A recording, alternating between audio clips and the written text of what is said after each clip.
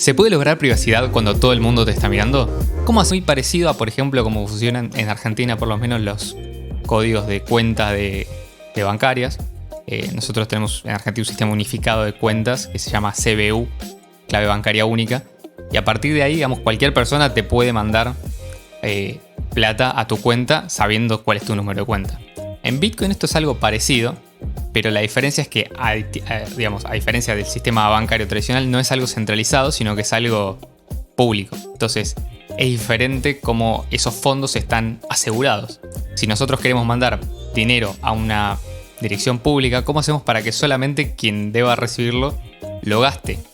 Y acá es donde entra la magia, si se quiere un poco, no es magia, es matemática, pero parece magia para cuando uno lo ve funcionando, que es la magia de las claves públicas y de las direcciones. Y una dirección en realidad no es un lugar donde se almacenan los fondos. Es más parecido a, ¿cómo decirlo? Como una especie de puzzle o de acertijo que solamente el dueño de la clave privada correspondiente a esa dirección puede resolver. Y esto es algo que hace automáticamente la billetera cuando gasta los fondos. Está enviando la resolución de ese puzzle que tiene que resolver. La forma más común es... hay dos tipos de direcciones que son las más utilizadas. La forma más común es Pay to Script Hash, que significa pagar a hash de clave pública. Y otra es Pay to Public Key Hash. Y después Pay to Script Hash, que son pagar a hash de clave pública y pagar a hash de script. Que básicamente es las direcciones tradicionales que la billetera te automáticamente cuando vos te creas tu primera billetera. Y otra es, por ejemplo, la dirección de una billetera multisig o multifirma. O, por ejemplo, las direcciones de una billetera que utilice contratos inteligentes. Como, por ejemplo, algún contrato de NiHedge. ¿Cuál es el problema de esto? ¿No? Porque si yo te digo, bueno, esta es mi dirección, puedes mandarme fondos acá. Y te digo... le digo a todo el mundo, esta es mi única dirección, pueden mandarme fondos acá. Y yo empiezo a gastar fondos de esa dirección. ¿Cuál puede llegar a ser el problema de eso? Esto debería ser evidente para cualquiera.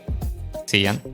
Sí, bueno, a diferencia, por ejemplo, como para que se lo contrasten, en el sistema bancario, tu cuenta no es transparente para todo el mundo. O sea, tu balance que recibiste en el caso de Argentina, a tu CBU o a tu número de cuenta bancaria, el que te depositan, no es transparente para todo el mundo. Nadie puede agarrar un explorador bancario, poner tu CBU y saber tu balance o lo que has recibido en ese CBU. En el caso de Bitcoin Cash sí puede ser. ¿Por qué? Porque es una blockchain pública. Entonces, andar siempre con una única dirección. Y esto es algo en general que pasa cuando la gente usa billeteras multimonedas, que tienen todas las monedas o muchas monedas, pero pocas funcionalidades de cada una. Entonces terminas usando siempre una única dirección, por ejemplo. Es algo bastante común.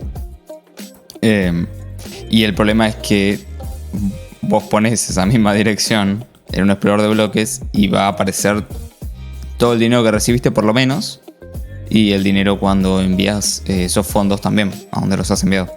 Es información, ¿no? Por ejemplo, cuando uno retira un exchange, por ejemplo, tenés dinero en Binance y lo retiras y lo envías a esta dirección y vos siempre usás esa única dirección, Binance sabe que no solamente, sabe que esa dirección probablemente sea tuya, que es a la que retirás vos, y además moviste otros fondos a esa dirección. O sea, que tenés más dinero que no es el de Binance, digamos. Exactamente. Es información que se puede sacar, ¿no? Entonces, por eso es importante no reutilizar las direcciones. O sea, no siempre usar la misma, sino irla cambiando. Y esto es algo que no cambia absolutamente nada a la experiencia de usuario. O sea, a la experiencia de usuario es la misma. Simplemente vos mostrás un QR o pasás una dirección y te envían. Pero a nivel privacidad es un upgrade muy grande. Porque Exacto. Significa poder tener como si fuese múltiples cuentas bancarias, pero todos los fondos asociados a una sola. O sea, vos todas las direcciones que generes de tu cuenta, todas se van a recibir en tu misma cuenta. O sea, vos puedes generar infinitas o un número que tienda a infinito de direcciones, que cualquiera de todas esas no caducan, además.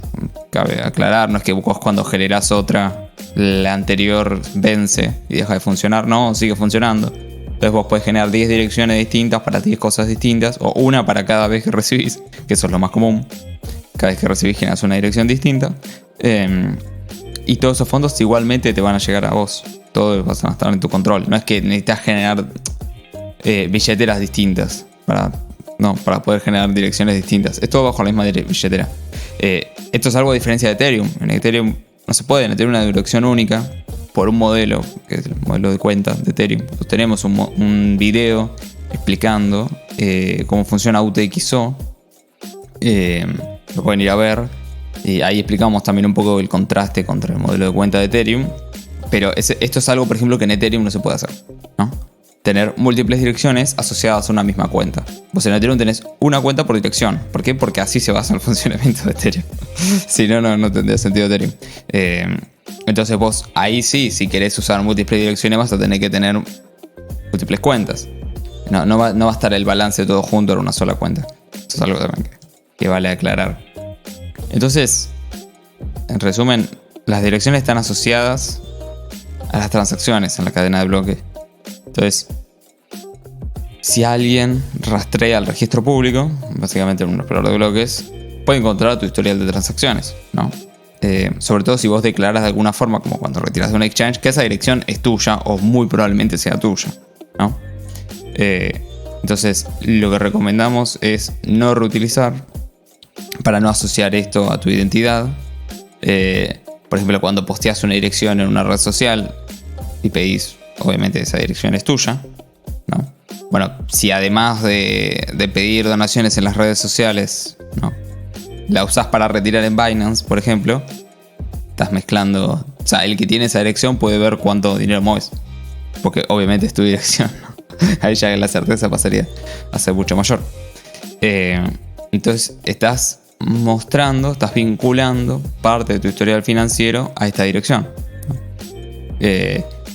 Inclusive si tenés otras direcciones, que la realidad es que la mayoría de billeteras, sobre todo Bitcoin Cash, permiten esto de tener muchas direcciones, no generar 5 y usar las 5, por ejemplo, no, sino ir generando siempre una distinta, o salvo que le des una funcionalidad específica.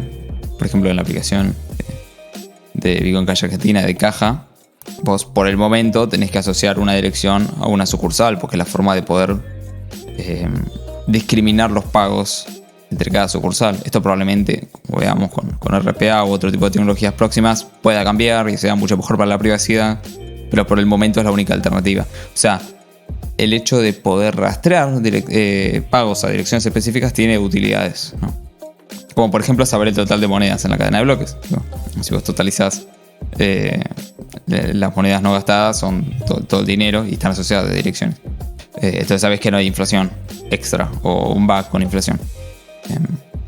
Al que le interesa, tenemos un episodio que se llama ¿Por qué no Monero? Esa es una de las críticas que hacemos a Monero, justamente, que no podés saber literalmente cuántas monedas existen. Podés hacer un cálculo, pero no tenés una certeza de que es así.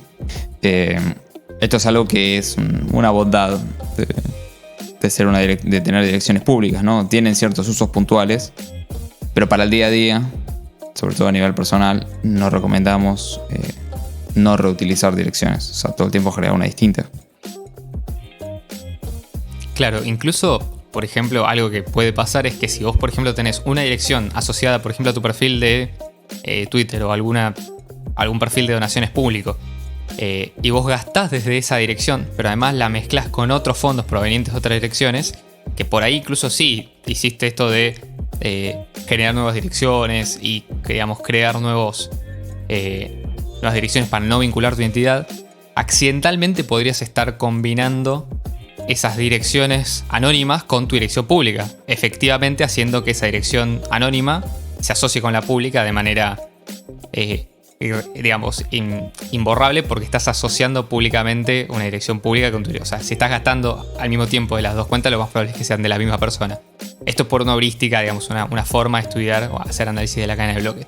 Lo bueno es que esto tiene solución. En general, lo más recomendable es no tener una dirección reutilizable, o, por ejemplo, al menos al día de hoy, donde no tenemos específicamente una solución como automática, como la que vamos a escribir, más allá de generar nuevas direcciones de forma manual y hacerlo de manera interactiva, es decir, cada vez que yo quiero recibir fondos, enviar una nueva dirección a la persona que me los quiere enviar.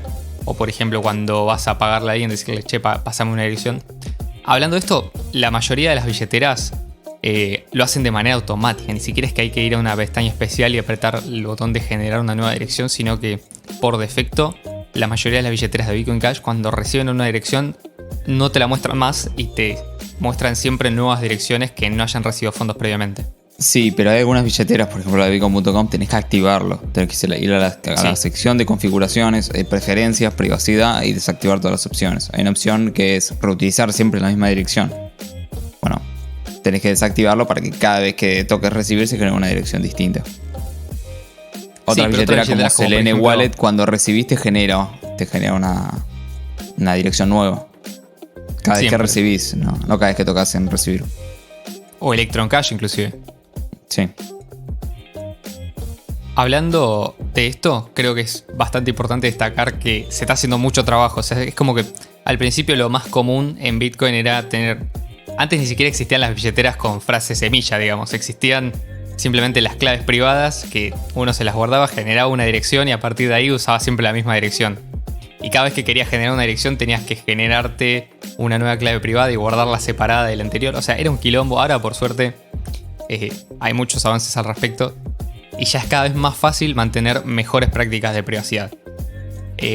Lo bueno es que tenemos alternativas, ¿no? Y en Bitcoin Cash siempre tenemos alternativas. La primera, una de las que más recomiendo antes de pasar al tema de hoy, es utilizar Cash Fusion, que también tenemos un episodio al respecto en el cual entramos en detalle acerca de lo que es esta tecnología, pero básicamente lo que te permite hacer, incluso si en algún momento cometiste el error de recibir a una misma dirección o tratar, digamos, de alguna manera de tener separadas, o querés tratar de tener separadas todo el historial de transacciones, lo que puedes hacer es dejar una dirección pública, por ejemplo, postear tu perfil y recibir a direcciones privadas, pero después, antes de gastar esas monedas, pasarlas por un proceso de mezclado que lo que hacen es anonimizarlas y eliminar el historial de transacciones. Entonces, en el futuro, por más que vos gastes esas monedas en conjunto, no hay forma de rastrearlas a esas salidas originales.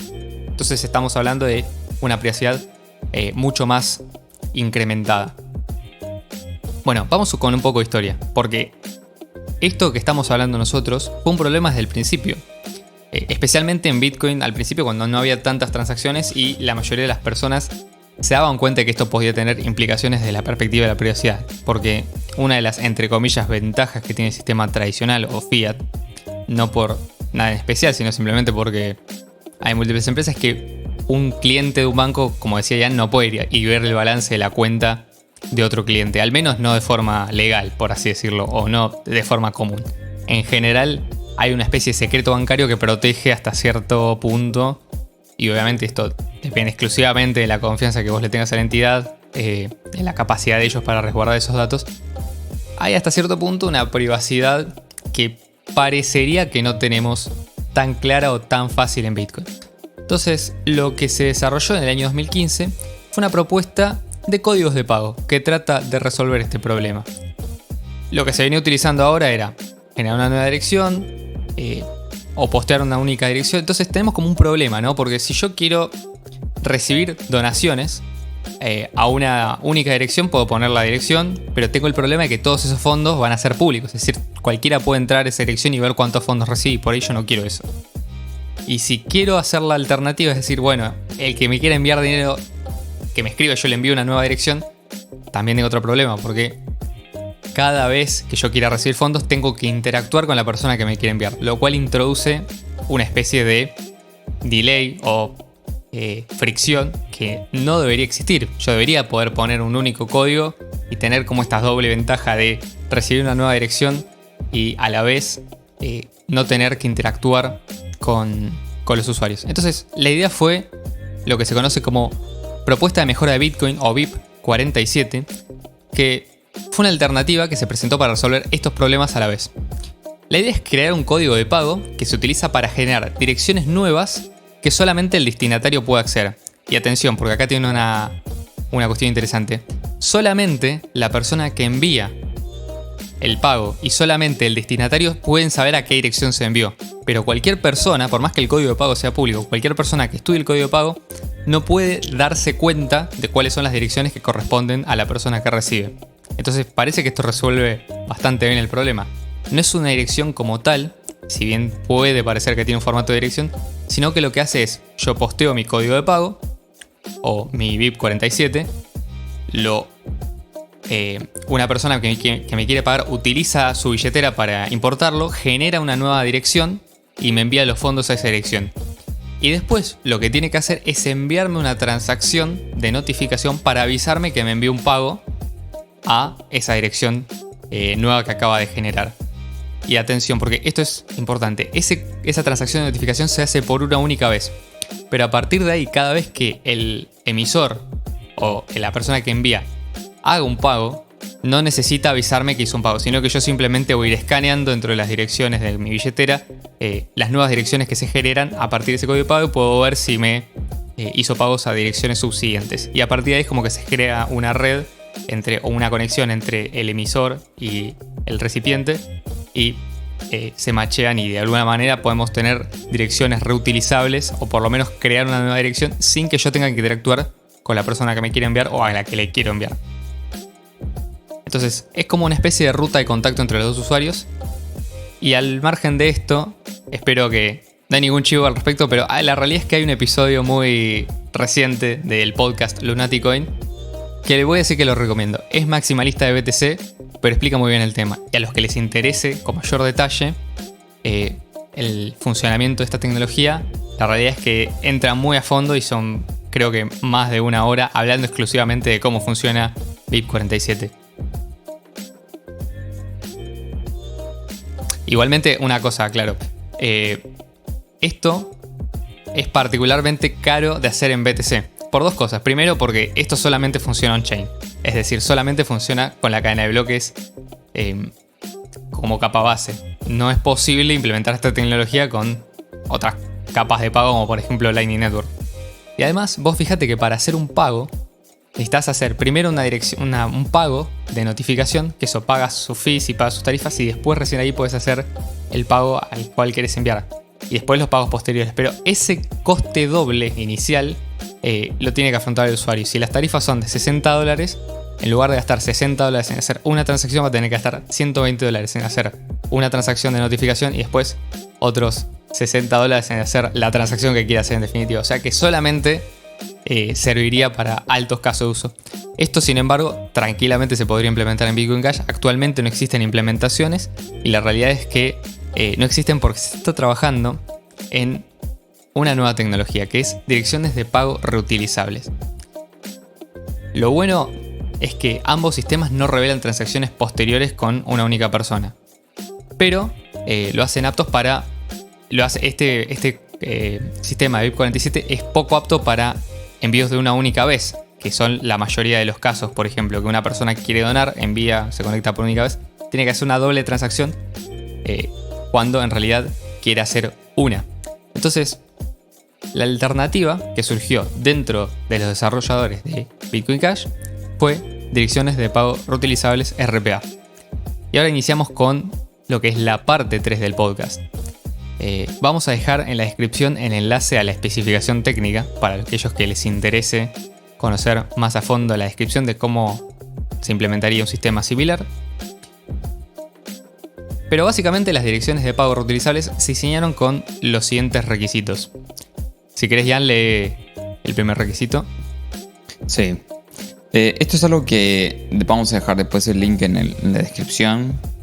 El link de las especificaciones de Imaginary User. Lo podrías implementar de manera automática porque estás generando automáticamente tantas direcciones como quieras.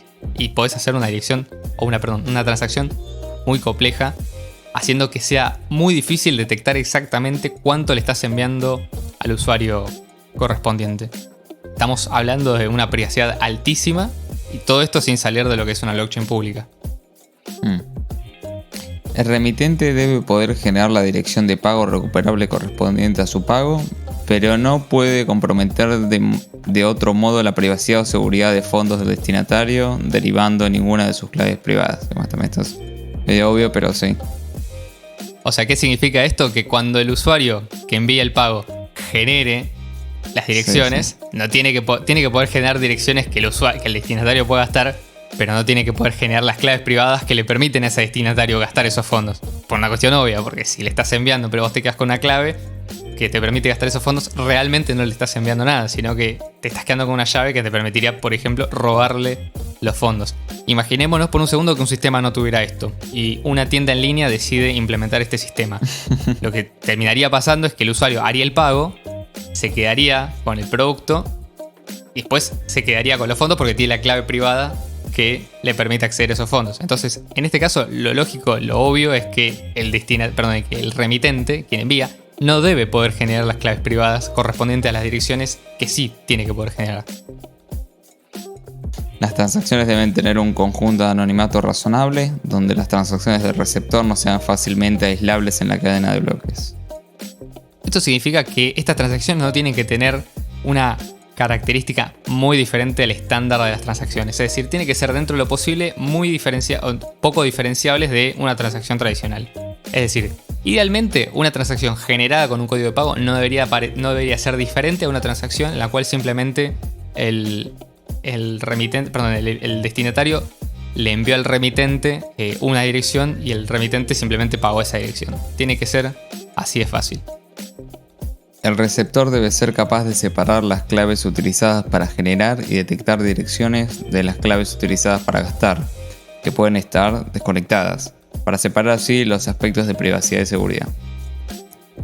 Bien, ¿esto qué significa? Que las claves privadas tienen que estar separadas o tienen que poder ser separadas de las claves públicas. Es decir, que el usuario que recibe los fondos no necesite tener en la computadora las mismas claves privadas que junto con las claves públicas, sino que por ejemplo pueda tener las claves privadas por un lado, las claves públicas por otro, y así de alguna manera, por ejemplo, permitir cosas como firmar fuera de línea o billeteras en frío. Esto es muy importante para las billeteras en frío, lógicamente. Si nosotros tenemos una Trezor y Trezor el día de mañana decide implementar algo como esto, tiene que poder ser utilizable desde la Trezor y no requerir que, por ejemplo, las claves privadas estén en la computadora desde la cual, por ejemplo, se gastan o que estén conectadas a internet de alguna manera. Sí. Para seguir siendo compatible con los monederos ligeros, el sistema debe ser capaz de reducir el número de transacciones que el receptor debe detectar a un conjunto de todas las transacciones, incluso con un mayor número de transacciones.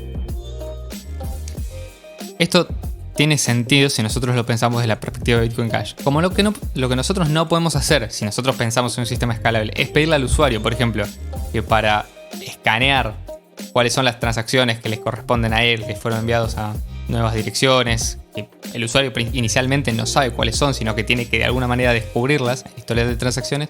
No podemos pretender que, por ejemplo, tenga una copia entera de la blockchain en su disco duro y que a partir de ahí genere o busque esas transacciones que le pertenecen, sino que tiene que ser compatible con nodos ligeros. Es decir, lo tengo que poder usar inclusive en un celular o en un sistema que funcione con bajos recursos.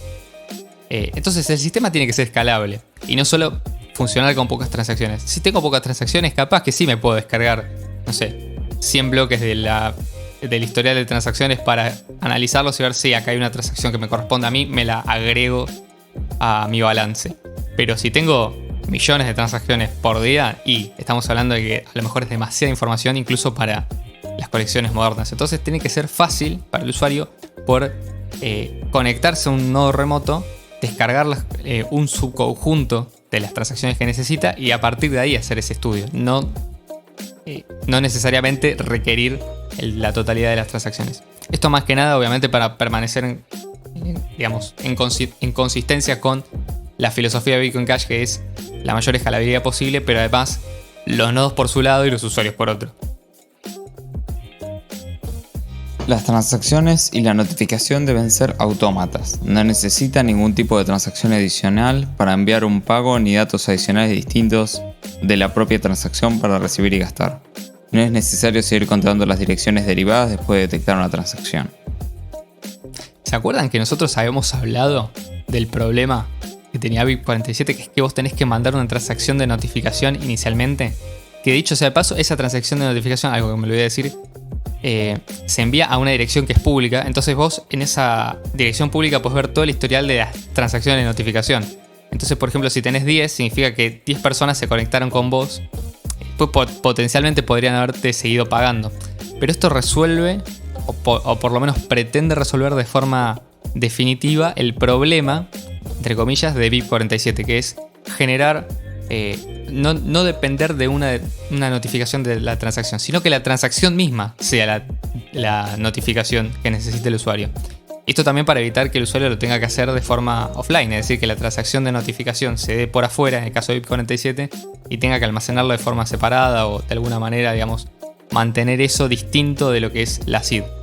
Esto lo que significa es, este sistema se tiene que poder implementar con, por ejemplo, una SID, o tiene que ser recuperable mediante una SID tradicional, una semilla tradicional de 12 palabras. No necesitas nada más. Sí, bueno, y entonces la siguiente especificación: debe existir una forma práctica de que el receptor recupere sus fondos a partir de copias de seguridad de semillas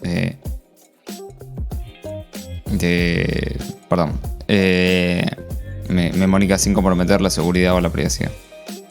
Bueno, esto es lo que mencionaba recién, ¿no? Que tiene que poder ser recuperable sin requerir algo adicional. Es decir, a partir de una frase mnemónica debería poder recuperar todo el historial de transacciones, o por lo menos todas las direcciones correspondientes a las cuales se les haya hecho un pago. Sí, las direcciones multifirma deben ser compatibles tanto para el remitente como para el destinatario. Es decir, se tiene que poder utilizar no solamente con direcciones Pay to Public Key Hash, que son las más comunes, sino que además se tiene que poder utilizar con direcciones multifirma, que son tradicionalmente las Pay to Script Hash. Son dos tipos de direcciones, dos tipos de scripts diferentes, es decir, son dos tipos de puzzles, pero en general se utilizan mucho más las Pay to Public Key Hash. Las direcciones multifirma, si bien son comunes, no son tan utilizadas en Bitcoin Cash, pero este sistema debe soportarlas, porque hay casos de uso que obviamente las requieren. Sí. Las entradas y salidas pueden estar en cualquier orden, por lo que la mezcla de monedas sin confianza se puede acomodar con flexibilidad. Eso también está bueno. Bueno, esto significa que no tiene que haber un requisito de ordenar de alguna manera las monedas en las transacciones, es decir, los inputs y los outputs, sino que pueden estar en cualquier orden y no debería requerir nada adicional. Sí. Dice, compatible con protocolos OP-Return que forman una parte importante del ecosistema Bitcoin Cash. La compatibilidad puede llevar a una baja adopción o a la fragmentación de los conjuntos. Acciones de tokens SPL, que ahora ya no deberían ser necesarias porque tenés Cash Tokens. Pero bueno, en ese momento el protocolo OP-Return funcionaba de esa manera. O por ejemplo, inclusive con Memo. Es decir, que puedas postear o mandarte mensajes entre usuarios de Memo de forma anónima. Si vos querés utilizar el espacio del campo de OP-Return, si vos estás utilizándolo para, por ejemplo, enviar una transacción privada, ya ese espacio te lo comiste. Entonces, la idea de esto es que no requiere utilizar OP-Return y que por lo tanto lo deje disponible si es utilizable con otros protocolos en caso de ser necesario. Lo más probable es que, si esto se adopta, tenga una baja adopción en el uso del OP-Return, pero por lo menos te lo deja libre para poder hacer otras cosas que vos quieras. Sí. Como avisar que estás haciendo una transacción privada. No, bueno, lo que pasa es que la idea era, vos estás haciendo una transacción anónima, pero no sabías ni de dónde ni sabías a quién. Sí, ya sé. O sea, sí sabías de dónde, y sí la otra persona, si no era cuidadosa, podía llegar a gastarlo. Pero esto no tuvo una amplia adopción, sino que lo que se hace generalmente es hacerlo de las formas tradicionales de BIP47. En el caso de BTC, esto está implementado en varias billeteras, como por ejemplo Samurai Wallet, que implementó un sistema que se conoce como Paynim, ¿no? Sí. Son estos famosos códigos de pago. Pero creo yo que hasta ahora, por lo menos lo que promete ser la especificación de RPA, es algo superador. Sí. Genera un paycode, una nueva dirección pública para cada pago.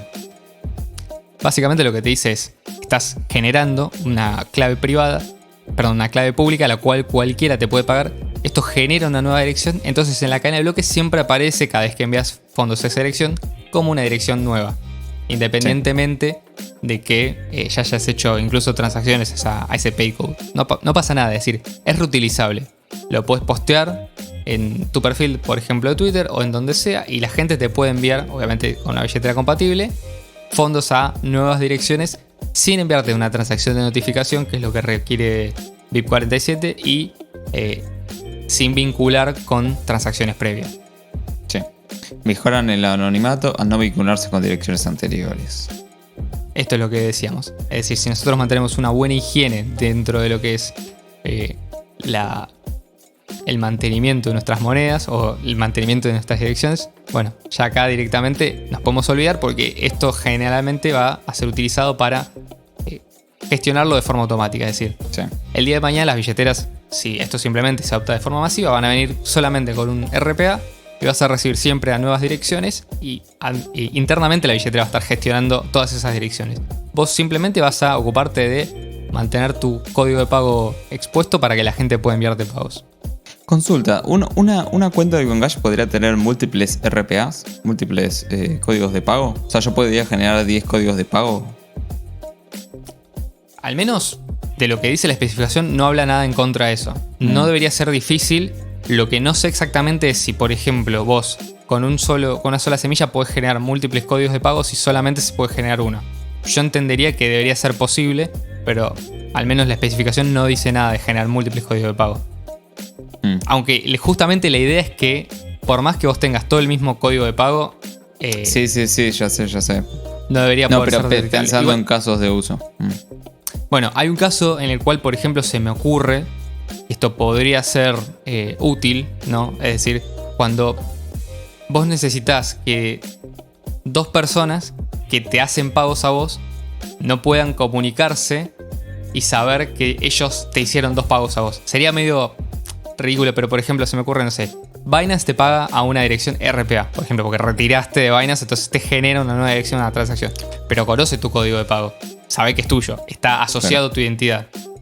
Entonces, otra persona, por ejemplo, tu banco, que funciona con Bitcoin Cash, por ejemplo, te paga con Bitcoin Cash. Haces un retiro de la cuenta de tu banco a Bitcoin Cash. Si estamos hablando de un futuro hipotético, esto no debería suceder porque vos serías tu propio banco, pero pongámosle. Pero por alguna razón, Binance y tu banco cruzan datos. Y Claro. dicen, che, yo le pagué, no sé, 100 BCH a este RPA. Che, yo le pagué 1000 BCH a este RPA, pero me declaró como que solamente tenía, no sé, 500. Entonces ahí ya tenés un cruce de datos, porque ellos saben que pagaron a la misma, saben que pertenecen a la misma persona, y cruzaron los datos de esa manera. En ese caso sí serviría, por ejemplo, tener más de un RPA, uno para el banco, otro para... Pero bueno, es como que ya estamos llegando a un límite mucho más, más alto. La paranoia total, sí. La paranoia, exactamente. No, pero por ejemplo, casos de uso Sí. para caja, en vez de asignar una dirección de Bitcoin Cash para cada sucursal, asignás un RPA para cada sucursal. Exacto. De ahí podés discriminar Sí, los sería. pagos sin perder privacidad. Sí.